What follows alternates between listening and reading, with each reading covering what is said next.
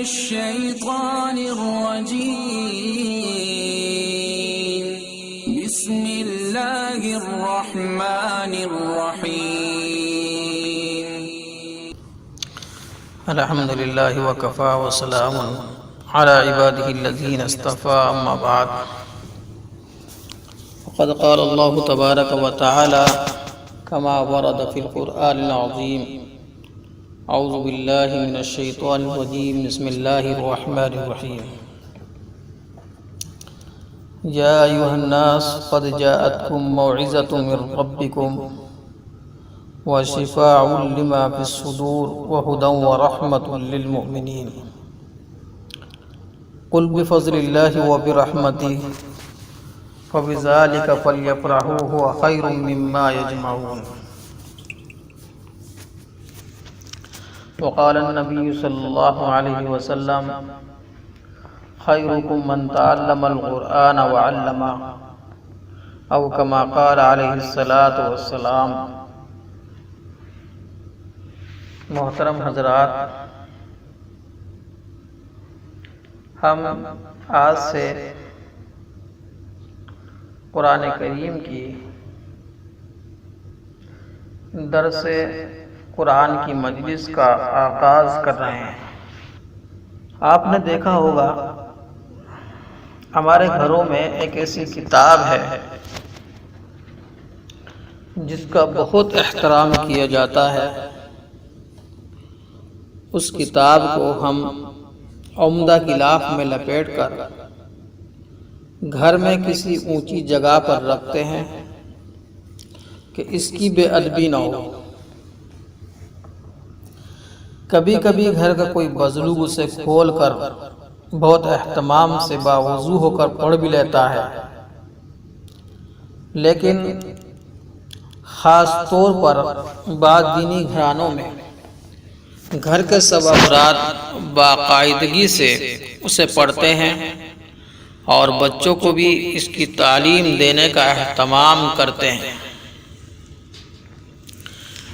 لیکن آج کل اکثر گھروں میں اس کتاب کو پڑھنے کا کوئی اہتمام نظر نہیں آتا۔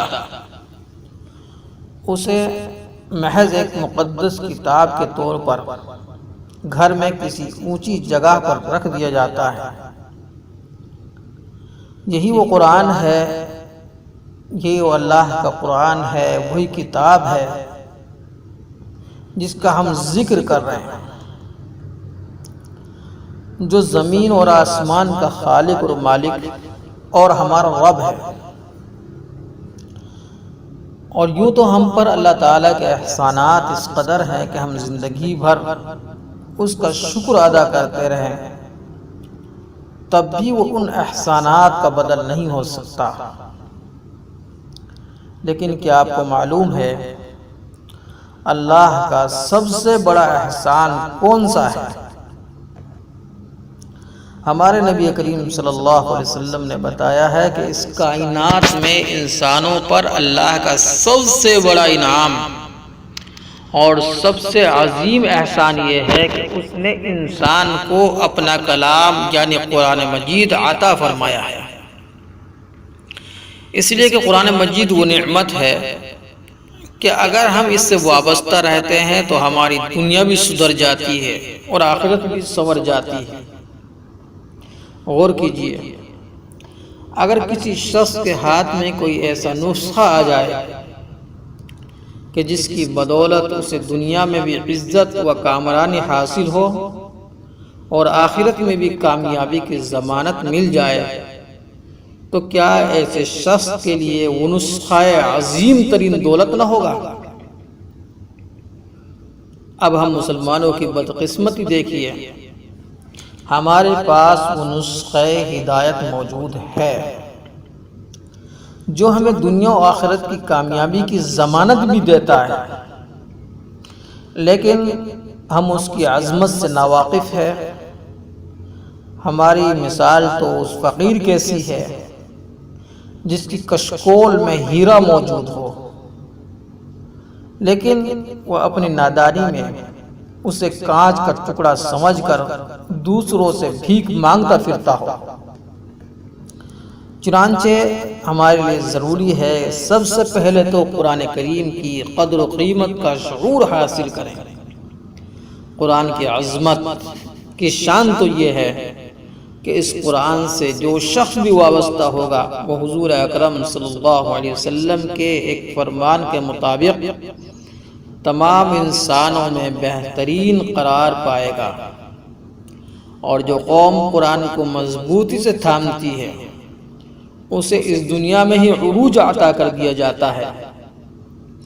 گویا قرآن تو وہ نسخہ کیمیا ہے جو قوموں کی تقریر بدلنے کی قوت رکھتا ہے۔ بقول مولانا حالی رحمۃ اللہ علیہ کے، اتر کر حرا سے سوئے قوم آیا اور ایک نسخہ کیمیا ساتھ لایا۔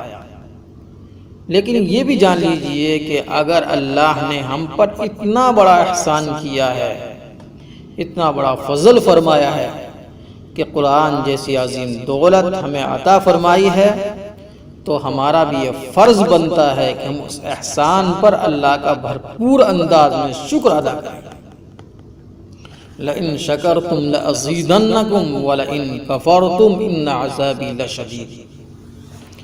اگر تم شکر کرو گے اللہ تعالیٰ اور زیادہ عطا کریں گے، اور اگر تم ناشکری کرو گے تو اللہ کا عذاب بڑا سخت ہے۔ لیکن اللہ کا شکر ہم کس انداز میں ادا کریں، اسے ایک مثال سے سمجھیے۔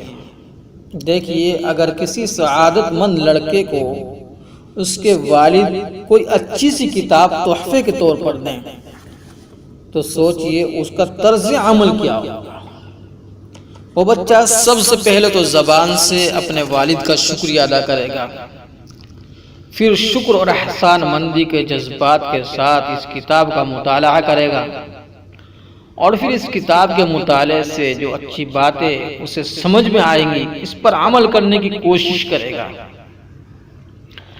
دراصل اسی طرح کا طرز عمل ہمارا قرآن کے ساتھ بھی ہونا چاہیے، یعنی ہمارا فرض ہے کہ ہم اس قرآن پر عمل، ہمارا فرض ہے کہ اس قرآن پر سب سے پہلے ہم ایمان لائیں، اور دوسرا فرض یہ ہے اس کی تلاوت کریں، اور تیسرا فرض یہ ہے اس کو سمجھیں اور اس پر غور و فکر کریں، اور چوتھا فرض یہ ہے کہ اس کے اوپر عمل بھی کریں، اور پانچواں فرض یہ ہے اسے دوسروں تک پہنچائیں۔ اگر ہم قرآن مجید کے ان حقوق کو ادا کریں گے تو دنیا اور آخرت کی کامیابیاں ہمارے حصے میں آئیں گی، لیکن اگر ہم نے ان ذمہ داریوں کو ادا نہ کیا تو یہ قرآن اللہ کی عدالت میں ہمارے خلاف بطور دلیل پیش ہوگا۔ تو آئیے ان حقوق کو تفصیل میں اور تفصیل کے ساتھ سمجھنے کی کوشش کرتے ہیں۔ پہلا حق قرآن کریم کا یہ ہے کہ قرآن پر ایمان لایا جائے۔ یہ بات بظاہر عجیب سی معلوم ہوگی کہ مسلمانوں سے یہ مطالبہ کیا جا رہا ہے کہ قرآن مجید پر ایمان لایا جائے، حالانکہ قرآن مجید پر ایمان لائے بغیر کوئی مسلمان کہلا ہی نہیں سکتا۔ لیکن یہ بات آپ آسانی سے سمجھ جائیں گے اگر اس حقیقت کو ذہن میں رکھیں کہ ایمان کے دو حصے ہوتے ہیں، ایک زبان سے اقرار کرنا ہے، دوسرا ہے دل سے تصدیق کرنا۔ اور ایمان مکمل تبھی ہوتا ہے جب زبانی اقرار کے ساتھ دل کا یقین بھی انسان کو حاصل ہو جائے۔ اس لیے کہ جس چیز پر ہمارا یقین ہو ہمارا عمل اس کے خلاف ہو نہیں سکتا۔ آپ کو معلوم ہے کہ آگ جلاتی ہے، اس لیے کوئی شخص آگ میں انگلی نہیں ڈال سکتا، بلکہ ہمارا تو یہ طرز عمل ہے جس چیز پر ہمیں شک ہو ہم اس کے بارے میں بھی محتاط ہو جاتے ہیں۔ ہمیں معلوم ہے بہت سے سانپ زہریلے نہیں ہوتے، لیکن پھر بھی کبھی کسی بھی سانپ کو پکڑنے کے لیے تیار نہیں ہوتے۔ ہمارا یہ دعویٰ ہے کہ ہمیں قرآن مجید پر قابل یقین ہے، لیکن ہمارا طرز عمل اس کے خلاف ہے، اس لیے کہ ہمارا معاملہ یہ ہے کہ ہم نہ تو اس کی تلاوت باقاعدگی سے کرتے ہیں اور نہ اسے سمجھنے کی کوشش کرتے ہیں، نہ ہی اس کے احکامات پر عمل کرتے ہیں۔ اس لیے ثابت ہوا دراصل ہمارا ایمان کمزور ہے۔ ہم زبان سے تو اقرار کرتے ہیں کہ یہ اللہ رب العزت کا کلام ہے، لیکن یقین کی دولت سے ہم محروم ہیں، ورنہ جسے یقین حاصل ہو جائے اس کا تو اوڑھنا بچھونا ہی قرآن بن جاتا ہے۔ صحابہ کرام رضوان اللہ علیہم اجمعین کے بارے میں آپ جانتے ہیں کہ انہیں قرآن سے کس درجے محبت تھی۔ جیسے قرآن کی آیات نازل ہوتی ان کی یہ کوشش ہوتی تھی کہ انہیں جلد از جلد یاد کر لیں۔ پوچھا جا سکتا ہے کہ اس کمی کو کیسے پورا کیا جائے؟ اس کا جواب یہ ہے، اس کا بس ایک ہی ذریعہ ہے، وہ خود قرآن مجید ہے۔ بقول مولانا ظفر علی مرحوم رحمۃ اللہ علیہ، وہ جنس نہیں ایمان جسے لے آئے دکان فلسفے سے، ڈھونڈے سے ملے گی قاری کو یہ قرآن کے سپاروں میں۔ جب ہمیں یقین ہو جائے گا کہ قرآن اللہ کا کلام ہے، ہماری ہدایت کے لیے اللہ نے نازل کیا ہے، تو پھر اس کے ساتھ ہمارے تعلق میں ایک عظیم انقلاب آ جائے گا۔ پھر ہمیں محسوس ہوگا اس زمین کے اوپر اور آسمان کے نیچے قرآن سے بڑھ کر اور کوئی دولت اور اس سے عظیم تر کوئی نعمت نہیں ہے۔ تو پہلا حق یہ ہے کہ قرآن کریم پر ایمان لایا جائے۔ دوسرا حق ہے قرآن کی تلاوت کی جائے۔ ہم مسلمانوں پر قرآن حکیم کا یہ دوسرا حق جو ہے تلاوت کرنا، اس لیے کہ کسی اچھی کتاب کو نہ پڑھنا بڑی ناقدری کی بات ہے۔ یہ وجہ ہے اس کتاب الہی کے اصل قدردانوں کی کیفیت قرآن مجید میں بیان ہوئی۔ الذین آتیناہم الکتاب یتلونہ حق تلاوتہ، جن لوگوں کو ہم نے کتاب عطا فرمائی وہ اس کی تلاوت کرتے ہیں جیسا کہ اس کی تلاوت کا حق ہے۔ اللہ تعالی ہم سب کو توفیق دیں کہ ہم قرآن مجید کا حق ادا کر سکیں، آمین۔ اس ضمن میں سب سے اہم بات یہ جاننا ہے قرآن حکیم کی بار بار تلاوت کیوں ضروری ہے۔ یہ تو ہم سب جانتے ہیں کہ انسان اشرف المخلوقات ہے، یہاں تک کہ فرشتوں نے بھی اسے سجدہ کیا تھا، اس کی برتری کو تسلیم کیا تھا، لیکن اس کے اشرف المخلوقات ہونے کا اصل سبب یہ ہے کہ اس کی تخلیق میں جہاں مٹی اور گارا شامل ہے وہیں روح ربانی بھی اس میں پھونکی گئی ہے۔ گویا اس اشرف المخلوقات یعنی انسان کی تخلیق کے دو حصے ہیں، ایک اس کا گوشت پوشت کا جسد ہے جو مٹی سے بنا ہے، اور دوسرا حصہ اس روح پر مشتمل ہے جس کی نسبت خود اللہ تعالیٰ نے اپنے ذات کی طرف فرمائی ہے۔ اس گوشت پوشت والے حصے کی تمام ضروریات زمینی وسائل ہی سے پوری ہوتی ہیں۔ ہم جو کچھ کھاتے ہیں وہ اسی زمین سے حاصل ہوتی ہے، ہمارے مکانات تو مٹی گارے ہی کے تیار ہوتے ہیں، لیکن روح کا تعلق چونکہ اس زمین سے نہیں بلکہ عالم ملکوت سے ہے، لہذا اس کی غذا بھی زمین سے حاصل نہیں ہوتی، وہی الہی کی شکل میں آسمانوں سے آتی ہے۔ اس اعتبار سے قرآن حکیم دراصل ہماری روح کے لیے غذا کا کام دیتا ہے۔ اس کی تلاوت روح کی نشوونما اور اسے تر و تازہ رکھنے کا اہم ذریعہ ہے۔ اب یہ بات واضح ہو گئی، جس طرح ہم اپنے جسم کو صحت مند اور توانا رکھنے کے لیے مسلسل محنت کرتے ہیں اور اچھی سے اچھی غذا کا اہتمام کرتے ہیں، اسی طرح اپنی روح کو تر و تازہ رکھنے کے لیے ضروری ہے کہ ہم بار بار قرآن حکیم کی تلاوت کیا کریں اور اسے اچھے سے اچھے انداز میں پڑھنے کی کوشش کریں۔ تلاوت قرآن حکیم کا حق ادا کرنے کے لیے چند باتوں کا اہتمام میں ضروری ہے۔ ایک تو ہے تجوید۔ قرآن مجید کی درست تلاوت کے لیے تجوید کا سیکھنا بھی بہت ضروری ہے۔ تجوید سے مراد ہے عربی حروف کی پہچان، ان کی صحیح ادائیگی اور قرآت کے بنیادی اصول سے واقفیت حاصل کرنا۔ تجوید کا جاننا اس لیے ضروری ہے کہ اس کے بغیر قرآن کی صحیح تلاوت ممکن نہیں، بلکہ اندیشہ رہتا ہے کہ قرآن کے معنوں میں رد و بدل نہ ہو جائے۔ مثلا قل بڑے قاف کے ساتھ تو اس کا مطلب ہوتا ہے کہو، لیکن اگر اسے چھوٹے کاف کے ساتھ پڑھ دیا جائے تو اس کا مطلب ہو جائے گا کل کھاؤ۔ تو اس طرح انعمتا تو نے انعام کیا زبر کے ساتھ، لیکن اگر اسے انعمتو پیش کے ساتھ پڑھ دیا جائے تو اس کا مطلب ہو جائے گا میں نے انعام کیا۔ تو آپ نے دیکھا زبر و پیش کی معمولی سی غلطی سے مفہوم میں کتنا فرق واضح ہو گیا۔ ثابت یہ ہوا تجوید کا سیکھنا تلاوت کی بنیادی شرط ہے۔ دوسری بات، باطنی ظاہر و آداب بھی ملحوظ رکھنے چاہیے، جن میں سے بعض ظاہری نوعیت کے آداب ہیں اور بعض کا تعلق انسان کے باطن سے۔ ظاہری آداب میں باوضو ہونا ہے، لباس کا پاک ہونا اور قبلہ روح ہو کر باادب بیٹھنا شامل ہے۔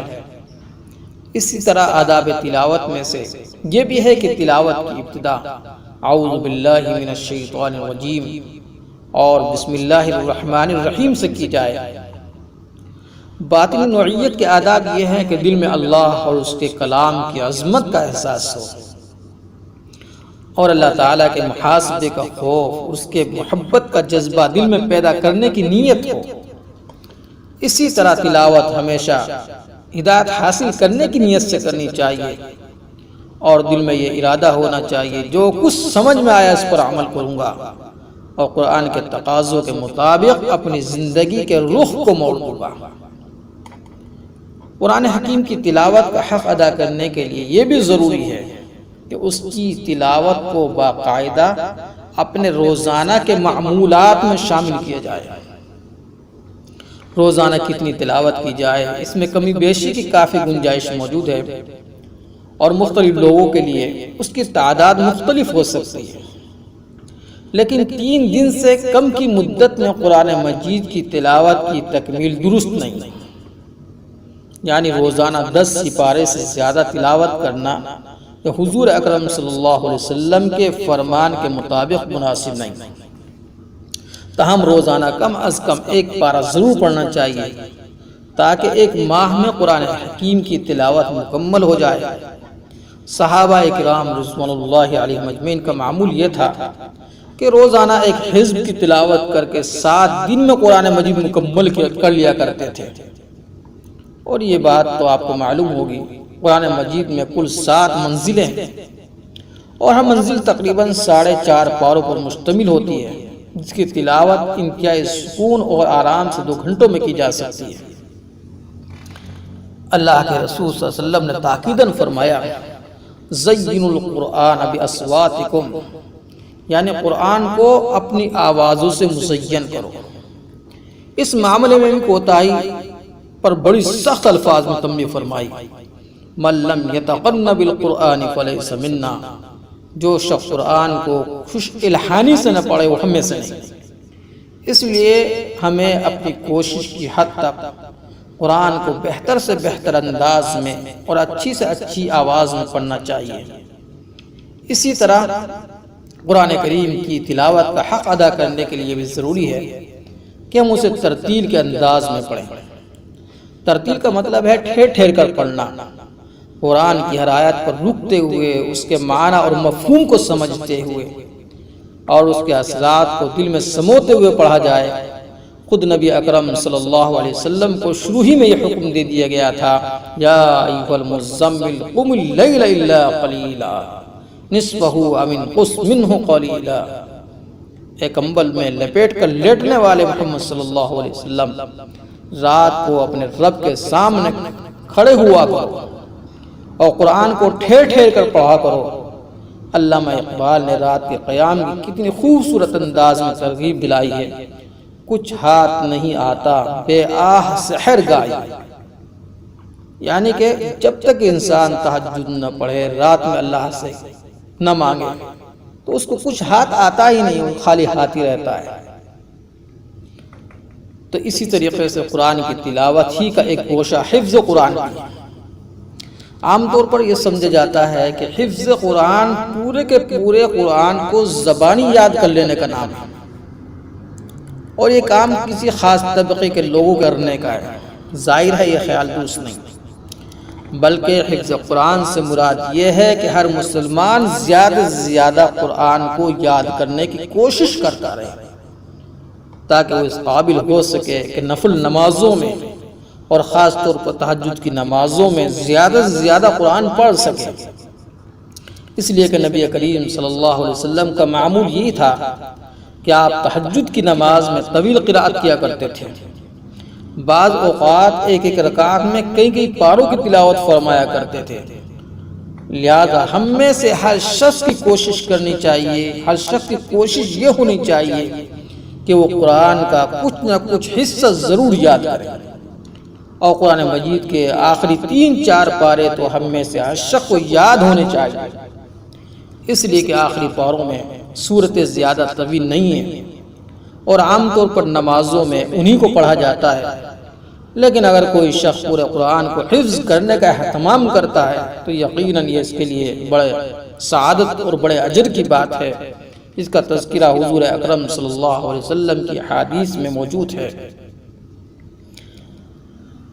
تو سب سے پہلا حق قرآن کریم پر ایمان لایا جائے، دوسرا حق یہ ہے تلاوت کی جائے، اور تیسرا حق یہ ہے قرآن کو سمجھا جائے۔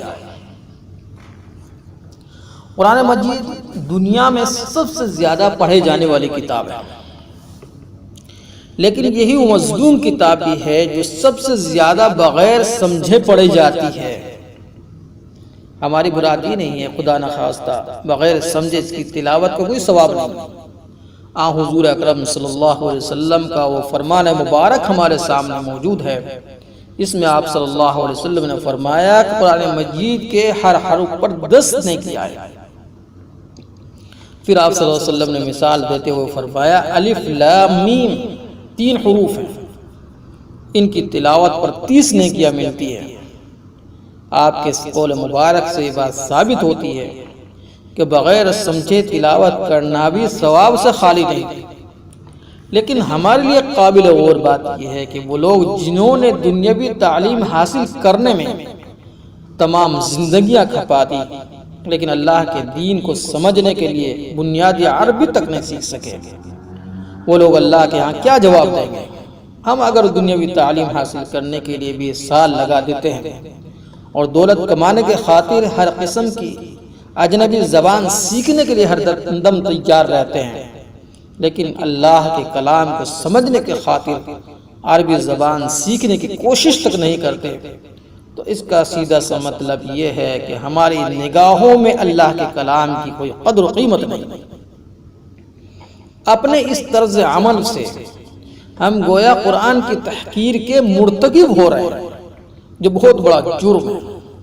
لہٰذا وہ تمام لوگ جنہوں نے دنیاوی تعلیم حاصل کی ہے، FA کیا ہے، BA کیا ہے، MA کیا ہے، ان کے لیے عربی زبان سیکھنا ازبز ضروری ہے۔ قرآن مجید کے سمجھنے اور اس سے نصیحت اخذ کرنے کے بھی 2 درجے ہیں۔ پہلا درجہ ہے تذکر کا ہے۔ تذکر کا لفظ ذکر سے بنا ہے، جس کا مطلب ہے یاد دہانی۔ یہ بات آپ کے علم میں ہوگی، قرآن اپنے آپ کو ذکرہ بھی کہتا ہے، یعنی مجسم یاد دہانی۔ اور نصیحت، یہ یاد دہانی ہمیشہ کسی بھولی بسی بات کی کرائی جاتی ہے۔ کوئی چیز بھول گئے، اس کی یاد دہانی کرانی، اور یاد دہانی کے لیے کوئی نشانی بہت کارآمد ثابت ہوتی ہے۔ مثال کے طور پر آپ کے کسی عزیز دوست نے چند سال قبل آپ کو تحفے میں کوئی عمدہ قلم دیا، وہ قلم آپ اپنی الماری کے کسی گوشے میں رکھ کر بھول گئے، اس دوست سے بھی کئی سال ملاقات نہ ہو سکی، اب اچانک کسی دن آپ کو الماری میں دوست کا دیا ہوا وہ قلم نظر آ جاتا ہے۔ اس نشانی کو دیکھتے ہی اس دوست کی بھی یاد تازہ ہو جاتی ہے۔ بالکل اسی طرح قرآن کی آیات بھی نشانی کا کام کرتی ہے۔ ہم اپنے غفلت کی وجہ سے اللہ کو بھول جاتے ہیں، لیکن جب قرآن کی تلاوت کرتے ہیں تو اس کا ایک ایک جملہ نشانی کا کام کرتا ہے۔ اس پر غور کرنے سے اللہ کی یاد دل میں تازہ ہو جاتی ہے۔ اس اعتبار سے یوں محسوس ہوتا ہے کہ وعدہ ہے الستو جو اللہ تعالیٰ نے تمام انسانوں سے اس وقت لیا تھا جب ابھی صرف ارواح کی تخلیق ہوئی تھی، اس کو یاد دلانے کے لیے قرآن مجید کو نازل کیا گیا۔ یہ وجہ ہے کہ قرآن مجید کے ہر جملے کو آیت کہا جاتا ہے، جس کا مطلب ہے نشانی۔ یعنی قرآن کی آیات کو اگر ہم سمجھ کر پڑھیں تو اللہ پر ایمان، اس کی بندگی کے عہد کی یاد دہانی ہو جاتی ہے، اور چونکہ اس یاد دہانی کی ضرورت ہر شخص کو ہے، لہٰذا اللہ تعالیٰ نے قرآن مجید کو اس پہلو سے نہایت آسان بنا دیا ہے۔ جیسا کہ خود قرآن مجید میں اللہ نے ارشاد فرمایا وَلَقَدْ يَسَّرْنَا الْقُرْآنَ لِلذِّكْرِ فَهَلْ مِن مُدَّكِرٍ، ہم نے قرآن کو یاد دہانی کے لیے آسان بنا دیا ہے، تو ہے کوئی اس سے فائدہ اٹھانے والا۔ قرآن مجید کو سمجھنے اور اس سے نصیحت اخذ کرنے کا دوسرا درجہ تدبر کہلاتا ہے۔ قرآن میں غور و فکر اور سوچ بچار کرنا، اس میں علم و حکمت اور معرفت کے موتی چن کر نکالنا۔ حضور صلی اللہ علیہ وسلم نے فرمایا ہے کہ قرآن ایک ایسی کتاب ہے جس کے مطالعے سے علماء کبھی سیر نہیں ہو سکیں گے، نہیں کثرت تلاوت سے اس کے لطف میں کمی واقع ہوگی، اور نہیں اس کے علم کے عجائبات کا خزانہ کبھی ختم ہوگا۔ اس انداز سے قرآن کا مطالعہ کرنے اور قرآنی علم کے عجائبات سے حقیقی طور پر فیضیاب ہونے کے لیے اعلیٰ درجے کی ضرورت ہوتی ہے۔ اس لیے ہر شخص کے لیے لازم بھی نہیں ہے، لیکن ہر دور میں کچھ افراد ایسے ضرور ہونے چاہیے جو اس انداز سے قرآن کا مطالعہ کریں، پوری زندگی قرآن پر غور و فکر میں کھپا دیں اور اس کی حکمتوں اور معارف کو عام کریں۔ چوتھا حق قرآن پر یہ ہے اس پر عمل کیا جائے۔ ہر مسلمان پر یہ ضروری ہے کہ اس کے اوپر عمل کریں، اسے اپنی زندگی کے لیے رہنما بنائیں۔ اور حقیقت تو یہ ہے قرآن کو پڑھنا اور سمجھنا بھی زیادہ مفید ہوگا جب اس پر عمل بھی کیا جائے۔ قرآن تو ہدی للناس، تمام لوگوں کی رہنمائی کے لیے آیا ہے۔ اس میں ہمارے لیے ہر عملے کے لیے ہدایت موجود ہے۔ قرآن ہمیں بتاتا ہے ہمیں کن باتوں پر عمل کرنا چاہیے، کن کاموں سے بچنا چاہیے۔ اس میں انفرادی احکام بھی ہے، اجتماعی قوانین بھی ہے۔ اللہ تعالیٰ نے یہ تفصیلی ہدایات اس لیے ہمیں عطا کی ہے کہ ہم ان کے مطابق زندگی گزاریں۔ اگر ہم اللہ تعالیٰ کے قانون اور اس کی شریعت کو نافذ نہیں کرتے تو یہ بڑی ناشکری کی بات ہے۔ قرآن مجید میں سورہ مائدہ میں اللہ نے ارشاد فرمایا وَمَن لَّمْ يَحْكُم بِمَا أَنزَلَ اللَّهُ فَأُولَٰئِكَ هُمُ الْكَافِرُونَ، جو لوگ اللہ کے نازل کیے ہوئے قرآن کے مطابق فیصلہ نہیں کرتے وہی کافر ہیں۔ اسی بات کو نبی اکرم صلی اللہ علیہ وسلم نے ایک اور انداز سے واضح فرمایا۔ آپ کا ارشاد ہے مَا مَنْ آمَنَ بِالْقُرْآنِ مَنْ اسْتَحِلَّ مَحَارِمَهُ، جس شخص نے کسی ایسی چیز کو اپنے لیے جائز ٹھہرایا جسے قرآن نے حرام قرار دیا ہو تو ایسا شخص قرآن پر ایمان نہیں رکھتا۔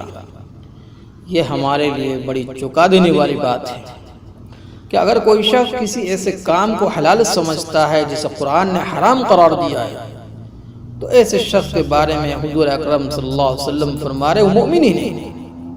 اس سے ثابت ہوا یہ ہماری بنیادی ذمہ داری ہے کہ قرآن کو اس ارادے سے پڑھیں اور سمجھیں کہ ہمیں ہر صورت قرآن کے بتائے ہوئے راستے پر چلنا چاہیے، چاہے ہمیں کتنی تکلیفیں برداشت کرنی پڑیں، کیسی ہی قربانی دینی پڑیں، اس کے بغیر قرآن پر عمل کا حق ادا نہیں ہو سکتا۔ حقیقت تو یہ ہے جو لوگ قرآن کی صرف تلاوت کرتے ہیں، اس پر عمل نہیں کرتے، ان کے لیے قرآن کی تلاوت کچھ زیادہ مفید نہیں ہوگی، بلکہ اس بات کا امکان بھی ہے کہ اس طرح کی تلاوت ان کے حق میں مضر ثابت ہے۔ چنانچہ امام غزالی نے اپنی کتاب احیاء العلوم میں لکھا ہے، قرآن کے بعض پڑھنے والے ہیں جنہوں نے سوائے لعنت کے کچھ حاصل نہیں کیا، اس لیے کہ جب وہ قرآن میں پڑھتے ہیں لعنت اللہ علی الکاذبین، جھوٹوں پر اللہ کی لعنت ہے، اور وہ خود جھوٹ بولتے ہیں تو لعنت خود ہی انہیں پر ہوئی۔ اسی طرح کم تولتے، تھوڑا ناپنے، پیٹ پیچھے برائی کرنے والے، تانا دینے والے، قرآن حکیم کو پڑھتے ہوئے خود قرآن مجید کی دردناک سزاؤں کے مستحق ٹھہر جاتے ہیں۔ جب ہم حضور اکرم صلی اللہ علیہ وسلم، ان کے اصحاب رضوان اللہ علیہم اجمعین کی زندگیوں پر نظر ڈالتے ہیں تو ہمیں ایسا محسوس ہوتا ہے کہ ان کی زندگیوں میں قرآن رچا بسا ہوا تھا۔ ان کا ہر عمل اس بات کی گواہی دیتا تھا کہ انہوں نے قرآن کو واقعتاً اپنا رہنما بنایا ہے، انہوں نے اپنی مرضی کو قرآن کے فیصلے کے آگے جھکا دیا ہے۔ حضرت عائشہ صدیقہ رضی اللہ تعالی عنہ سے ایک صحابی رسول صلی اللہ علیہ وسلم نے سوال کیا کہ نبی اکرم صلی اللہ علیہ وسلم کی سیرت کیسی تھی؟ انہوں نے جواباً ارشاد فرمایا ان کی سیرت قرآنی تو تھی، یعنی حضور اکرم صلی اللہ علیہ وسلم کی زندگی اس طرح قرآن کے احکامات کے مطابق تھی، گویا کہ آپ صلی اللہ علیہ وسلم ایک چلتا پھرتا قرآن تھے۔ ہمارے لیے اس میں رہنمائی یہ ہے کہ اگر ہم یہ چاہتے ہیں قرآن کے مطابق زندگی گزاریں تو ہمارے لیے حضور اکرم صلی اللہ علیہ وسلم کی زندگی ایک بہترین نمونہ ہے۔ گویا حضور اکرم صلی اللہ علیہ وسلم کے نقش قدم پر چلنا قرآن پر عمل کرنے کا ذریعہ ہے۔ قرآن کے کچھ احکام انفرادی زندگی سے متعلق ہے، بعض کا تعلق اجتماعی معاملات سے ہے۔ ایسے تمام معاملات جن کا تعلق کسی فرد کی ذاتی زندگی سے ہے، مثلا نماز ہے، روزہ ہے، حج ہے، زکوٰۃ ہے، حلال رزق کمانا ہے، دوسروں کے ساتھ حسن سلوک کرنا ہے، یہ احکام ہر مسلمان کے لیے ہر دم لازم ہے۔ لیکن وہ احکامات جو اجتماعی معاملات سے متعلق ہے، چور کا ہاتھ کاٹنا، سود نظام کا خاتمہ، ایسے احکام پر اس وقت تک عمل نہیں کیا جا سکتا جب تک کہ طاقت اور حکومت مسلمانوں کی نہ ہو۔ چنانچہ ایسے حالات میں جو مسلمانوں کے پاس اقتدار اور حکومت نہ ہو، تمام مسلمانوں پر لازم ہے کہ اس کے لیے جد و جہد کریں اور تاکہ اللہ کا نظام قائم ہو، ورنہ تو قرآن کے بعض چیزوں پر انسان عمل کرتا ہے، بعض پہ عمل نہیں کر سکتا۔ یہودیوں میں ہی گمراہی پیدا ہو گئی تھی کہ وہ تورات کی بعض ہدایات پر عمل کرتے تھے اور بعض احکام کو توڑ ڈالتے تھے۔ اس پر اللہ تعالیٰ نے سورہ بقرہ میں بڑے سخت الفاظ میں تنبیہ فرمائی۔ ارشاد ہوتا ہے کیا تم کتاب کے بعض حصے کو مانتے ہو، افتؤمنون ببعض الکتاب وتکفرون ببعض، اور بعض کا انکار کرتے ہو، تو تم میں سے جو کوئی ایسا کرے اس کی سزا اس کے سوا اور کیا ہو سکتی ہے، اسے دنیا میں ذلیل و خوار کر دیا جائے، آخرت میں شدید ترین عذاب میں دھکیل دیا جائے۔ ایسا معلوم ہوتا ہے آج پوری دنیا میں مسلمانوں کی ذلت اور رسوائی کا اصل سبب یہی ہے کہ ہم نے قرآن کو ترک کر دیا ہے۔ ہم قرآن حکیم کے بعد احکامات پر تو عمل کرتے ہیں، لیکن اکثر احکامات کی خلاف ورزی کرتے ہیں، بلکہ قرآن سے ہماری لاپرواہی کا تو یہ عالم ہے کہ ہم جاننے کی کوشش بھی نہیں کرتے قرآن میں ہمیں کیا ہدایات اور احکامات دیے گئے ہیں۔ علامہ اقبال نے آج سے نصف صدی قبل اس بات کی نشاندہی کر دی تھی، وہ زمانے میں معزز تھے مسلمان ہو کر اور تم خوار ہوئے تارک قرآن ہو کر۔ پانچواں حق یہ ہے کہ اسے دوسروں تک پہنچایا جائے۔ قرآن حکیم کا یہ جو حق ہے دوسروں تک پہنچانا، اس کے پڑھنے، سمجھنے، اس پر عمل کرنے پر اکتفا نہ کیا جائے، بلکہ یہ مسلمانوں کی ذمہ داری ہے وہ تمام لوگوں تک اس کے پیغام ابدی کو پہنچائے۔ اس لیے کہ اگر ہم مسلمان اس قرآن کو پوری دنیا تک نہیں پہنچائیں گے تو اور کون پہنچائے گا؟ حضور اکرم صلی اللہ علیہ وسلم تو اللہ کے آخری نبی تھے، اب قیامت تک کوئی اور نبی نہیں آئے گا، لہذا جن لوگوں تک اللہ کا پیغام ابھی تک نہیں پہنچا ان تک پیغام کو پہنچانے کی ذمہ داری اب حضور اکرم صلی اللہ علیہ وسلم کی امت پر ہے۔ حضور اکرم صلی اللہ علیہ وسلم نے مسلسل 23 سال اسی قرآن کی دعوت و تبلیغ کا فریضہ سر انجام دیا، اور یاد رکھیے یہ کوئی آسان کام نہیں تھا، یہ بہت پرمشقت اور محنت طلب کام تھا۔ اس راہ میں آپ کے ہر قسم کی صعوبتیں اور تکلیفیں برداشت کرنی پڑی، لیکن آپ نے ہر مصیبت کو پورے صبر و تحمل سے برداشت کیا، اپنے مشن کو جاری رکھا، یہاں تک کہ 23 سال کی بھرپور جد و جہد کے نتیجے میں آپ صلی اللہ علیہ وسلم نے عرب کے پورے خطے میں نہ صرف یہ کہ اللہ کا پیغام اور اس آخری ہدایت نامے کو بھرپور انداز میں پہنچا دیا، بلکہ اس ہدایت کی بنیاد پر ایک نظام حکومت قائم کر کے ثابت کر دیا کہ اللہ کا بتایا ہوا راستہ ہی صحیح ترین راستہ ہے، اللہ کا دین دنیا کے تمام نظاموں سے بہتر ہے۔ پھر آپ نے آخری خطبہ حج کے موقع پر پہلے تو آپ نے تمام صحابہ رضوان اللہ علیہم اجمعین سے یہ گواہی دی، کیا میں نے اللہ کا دین اور اس کا پیغام تم تک پہنچا دیا ہے؟ اور جب تمام صحابہ نے بلند آواز سے یہ کہا کہ ہم گواہی دیتے ہیں کہ آپ نے تبلیغ کا حق ادا کر دیا، تب آپ صلی اللہ علیہ وسلم نے فرمایا اب جو لوگ یہاں موجود ہیں ان کی ذمہ داری کہ وہ اللہ کے دین اور اس کے پیغام کو ان تک پہنچائے جو یہاں موجود نہیں۔ یعنی حضور اکرم صلی اللہ علیہ وسلم نے اپنے مشن کو پورا فرمانے کے بعد اب قیامت تک آنے والی بقیہ پوری نوع انسانی تک اللہ کے کلام کو پہنچانے کی ذمہ داری امت کے کاندھوں پر ڈال دی۔ گویا وقت فرصت ہے، کہاں کام ابھی باقی ہے، نور توحید کا اتمام ابھی باقی ہے۔ مسلمانوں کی اسی ذمہ داری کو حضور اکرم صلی اللہ علیہ وسلم نے ایک اور انداز سے واضح فرمایا۔ آپ کا ارشاد ہے بلغوا عنی ولو آیا، پہنچاؤ میری طرف سے خواہ ایک ہی آیت ہو۔ اگر کسی شخص نے ابھی صرف ایک ہی آیت سیکھی تو اسے چاہیے اسے ایک آیت کو دوسروں تک پہنچائے، اس طرح تبلیغ قرآن کے نویں مشن میں اپنا حصہ ادا کرے۔ معلوم ہوا قرآن کی تبلیغ کرنا ہر مسلمان کی ذمہ داری ہے۔ جس نے جتنا قرآن پڑھا اور سیکھا وہ اس کی تبلیغ کرے، اور جتنا جتنا مزید سیکھتا جائے اتنا ہی دوسروں تک پہنچاتا جائے۔ یہ دیکھیے کسی کے ذہن میں خیال نہ آئے قرآن کا پڑھنا اور پڑھانا کوئی ہلکے درجے کا کام ہے۔ حضور اکرم صلی اللہ علیہ وسلم کا یہ فرمانا تو بہت مشہور ہے، خیرکم من تعلم القرآن وعلمہ، تم میں بہترین شخص وہ ہے جو قرآن سیکھے اور دوسروں کو سکھائے۔ ہم میں سے ہر ایک کی خواہش ہوتی ہے کہ وہ اپنے لیے بہترین کیریئر کا انتخاب کرے۔ کوئی ڈاکٹر بننا چاہتا ہے، کوئی انجینئر بننے کے لیے محنت کرتا ہے تاکہ دنیا میں عزت سے زندگی بسر کریں، لیکن آپ غور کریں ہمارے نبی اکرم صلی اللہ علیہ وسلم نے ہمارے لیے جس بہترین کیریئر کا انتخاب کیا ہے وہ نہ صرف دنیا میں عزت وقار کا باعث ہے بلکہ آخرت میں کامیابی کا ضامن بھی ہے۔ تو ہم میں سے کون ہے جو اس کیریئر کو اپناتے ہوئے قرآن کے پڑھنے پڑھانے ہی کو اپنا اوڑھنا اور بچھونا بنا لے؟ اللہ تعالی ہم سب کو قرآن مجید کے حقوق کی ادائیگی کی توفیق عطا فرمائے۔ وآخر دعوانا الحمدللہ رب العالمین۔